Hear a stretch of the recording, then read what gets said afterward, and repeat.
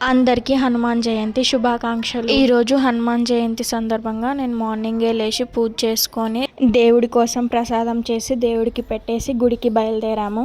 మా ఇంటి దగ్గరనే ఉంది హనుమాన్ మందిర్, అక్కడికే వెళ్దామని అందరం రెడీ అయిపోయాము. ఇక్కడ శ్రవణ్ కూడా చక్కగా స్నానం చేసుకుని రెడీ అయిపోయాడు. గుడికి వెళ్దాం పదండి అని చెప్పేసి నన్ను ఎత్తుకో అని చెప్పి వాళ్ళ అత్తని అంటుండు. ఇంకా అందరం కలిసి గుడికి బయలుదేరుతున్నాం. ఇప్పుడు గుడికి వెళ్తే అదొక తెలియని ఆనందం, ఎంత ప్రశాంతంగా అనిపిస్తుందో టెంపుల్లో కూర్చుంటే.